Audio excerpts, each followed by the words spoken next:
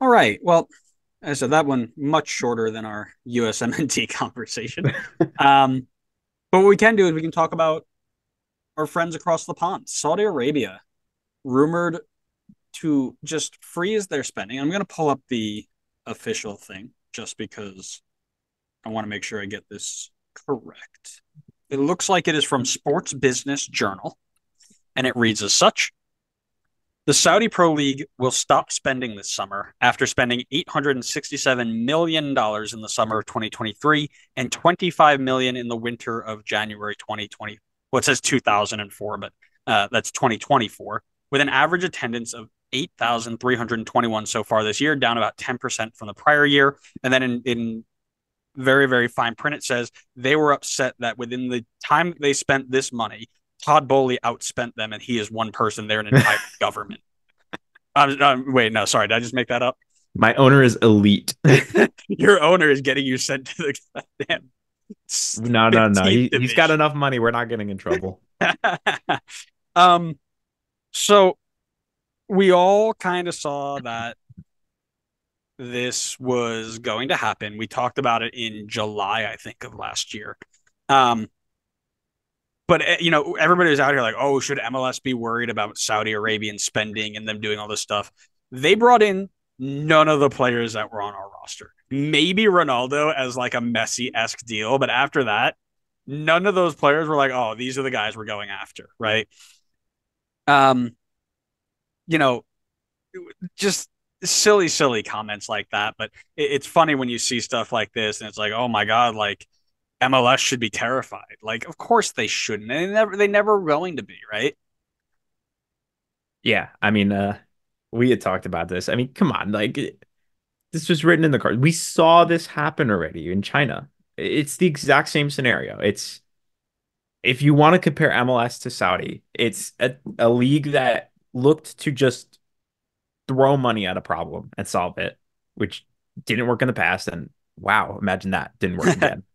Versus a team that's taking their time and building things up properly and now has built sustainability where they have really good academies producing really good young talent that's going to be able to continuously get you money to reinvest and then continue to build this pipeline and build credibility for the league as opposed to just being like throw all the money like let's just get the biggest names in here and sell jerseys and it's going to bring everybody to the stadium and then now you have 8,300 fans per game. The way I'm going about this, like, I'm not actually going to slander the Saudi League too much. I don't really care about them. I've never watched them, never was going to watch them. It didn't matter how many players they brought in. Um, but this really stems into a more interesting conversation. And that conversation is the fact that even though right now MLS has done a ton of things wrong, the way that they have gotten to this point deserves a ton of praise. You can't grow, you can't throw money, as you mentioned, at a league and just expect it to jump up overnight, right? That is the mistake that was made beforehand in NASL when they brought Pele over and they're like, okay, well, everybody wanted to go see Pele. Let's throw, tens of millions of dollars at players, bring them all over, and everybody will fall in love. Well, it didn't happen, right? Saudi Arabia, Chinese Super League try to do the same thing back to back, decades, and they both end up the same way. They overspend. It doesn't lead to an increase in quality in terms of their like national team aspect, right?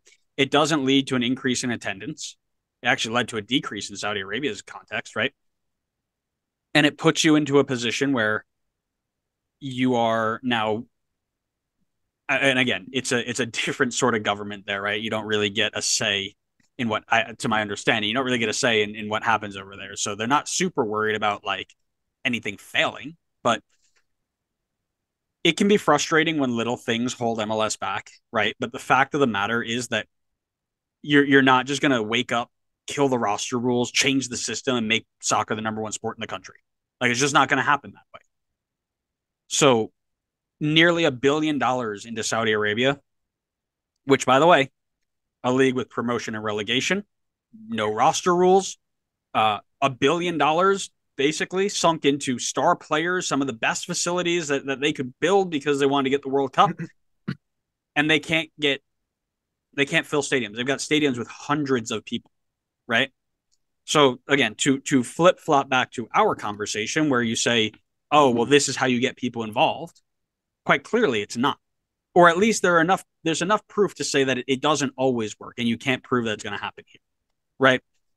The, this whole Saudi Arabia is a perfect example of why the ideas that are spread in, I'll call it, American soccer discourse aren't thought through well.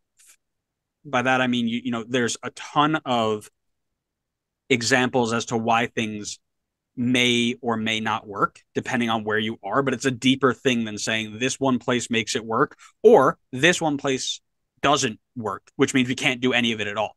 Right? There needs to be a middle ground of balance there. Um, yeah, that's kind of where I'm going to go. I'm going to stop before I get myself into hotter water there. No, I think the analogy that I feel like I would use to describe MLS versus Saudi Arabia is, they're starting at point A, aiming to get to point B. MLS is taking the longer route, and yes, they're making some wrong turns along the way, but they're still working their way towards point B. Whereas Saudi Arabia just tried to take a shortcut to get to point B faster, but the shortcut actually just led them in the complete opposite direction, and they've now moved backwards. So I feel like the way you look at the situation in MLS versus Saudi Arabia is that you got to build it from the ground up. It's not just a top down type of thing that's going to make things work. You're not just going to be able to buy the best players and all of a sudden make it work. Like even in England, like they didn't just wake up one day and we're the best league in the world. They weren't the best league in the world since 1899 or whenever they were around. Like it's been it's been many years, it's been like 100 years. They've been building it up, and the Premier League is at the level it's at right now because I think they've done a really good job of building it from the ground up. Yeah, and there are arguments against that, the way you phrase that, right? Like ground up to somebody could mean USL 2 all the way up, right? Starting at USL 2, making them stable, and then working our way up. To me, I actually see us building it as a top down system where we're focusing on our first division, making it as big as possible, as strong and stable as possible, and then dealing with whatever happens after that. But there are ways to go about the top down method, right? And that's the difference between MLS and Saudi Arabia, where Saudi Arabia only cared about their top division, but instead of building it over time, they built it with one big swoop of uh, here's $1 billion, go figure it out, which again doesn't necessarily fix the problem. And from again a Google search, whether it's true or not true, I can't trust all your sources, right? But soccer is the number one sport in Saudi Arabia, right? MLS is the number 5 sport, in number 4 sport. You can argue where it is, but it is not number 1 in America. So the the comparison there is very interesting because you would expect with that amount of funding and investment is the word I'm looking for, that you'd see a massive increase because the quality has increased, the level of certain teams has increased, and you would want to go out and see them, and that just doesn't quite happen. So again, to bring it back to an MLS centric view, it's impressive how MLS has made it to where it is, both locally and globally, right? In such a short time, right? This is 30 years. You talked about, the Premier League being 100 plus whatever. 30 years, we're looking now at being somewhere, and again, this is another arguable point, somewhere in the range of top 10 to top 25 in the world, right?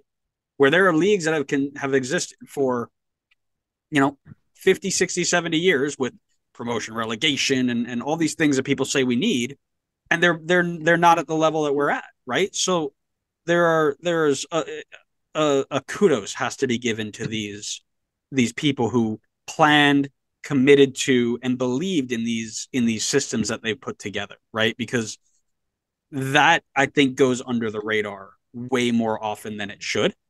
So I do think that, again, while we are not in the best location right now in terms of PR for the league and what we've done recently, how we've gotten here deserves a lot of praise because we've seen how it can go wrong and how we've avoided that. I think I just want to clarify when I talk about the bottom up approach. Sure. I when I say that, I'm referring to the fact that like I'm talking about like the start of someone's career versus their peak. And I think the way we've done it is by building academies and building a strong pipeline with South America to Mm-hmm. get these guys in and develop them, make them stronger, and sell them on, make more money, reinvest it, do it again. As opposed to Saudi Arabia, who was just like, let's just go get these guys right now in their prime, at the top of their careers, where, the only way forward when you're at the top is down. So, like, it's just going to, they're not going to gain value. The best you can hope for is you gain sales and you gain more revenue, jersey sales, whatever. The way we've done it by building it from the bottom, getting these guys in young, building it up, building a reputation, selling guys on for profit, getting more money, reinvesting it. I think that's the way to do it, as opposed to just go grab these guys at the top of their career where now we're hoping that just eyes are going to come in our direction. Sure, and I'm sure they got a ton of money from like, 'cause I think I saw like Fox bought some broadcasting rights for them or something because I mean they couldn't give it to or ESPN or one of those two that was like, oh, we're too good for MLS, but we'll go buy some random Saudi league that has four good teams. Anyways, um, they've gotten stuff out of it, but it's not been the turnover that one would expect out of, you know, the conversation goes back to it. And it has a little bit of merit where they're like, oh, well, Saudi Arabia's population is like 30 million versus the America that's like 280 million or some comparison of that, right? That to me is fair to a degree, but it would explain more of a 8,000 average to 12,000 average instead of an 8,000 average to a 25,000 average. You know what I mean? Like it would explain a lesser increase, but it doesn't explain a non increase or a decrease. Does that make sense? I think it makes sense. Yeah, I mean, I guess just to add on to that as well. I guess just to add on to that as well, like I could, to your point, I can also understand that to some extent, but at the same time too, Saudi Arabia as a country is a lot smaller than the US.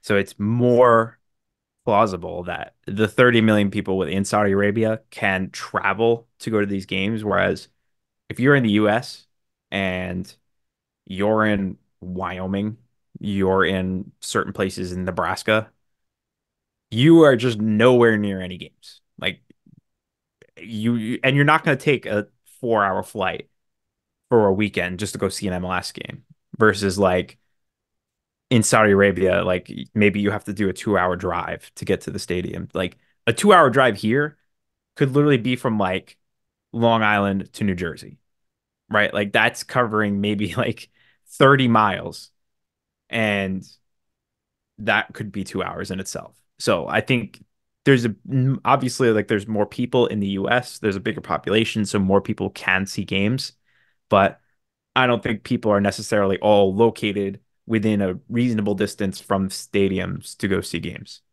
And like I said, people aren't going to take 6 hour, 4 hour flights to just go see a game for a weekend. Yeah, yeah, it's fair. And like I said, luckily for Saudi Arabia, this is government money, not a private investment. There's no fear for these teams to go under or anything because the government can just keep funding them or can lessen the funding and do whatever they want to do with it, right? But it does show a prime example of why money and whatever system you're using, it doesn't just equal instant support and booming success. And again, it's impressive the fact that MLS was not only able to recognize that, but also come up with a plan of action to capitalize on the other way, right? How do we put together a 5-10 year plan to get this to certain levels and get the investors to buy into it, right? Like they could have done all this stuff if they just had a government that was like, oh yeah, we're just gonna give you the money, you can figure it out, and we're just gonna lose it, right? Like it's equally as impressive. You can get people who have grown up in a football, baseball, basketball, hockey world to say, yeah, I'll give you a couple $1 million to start up soccer, right? Like it's just when you put it into perspective, it's very very impressive to me. Agreed. So,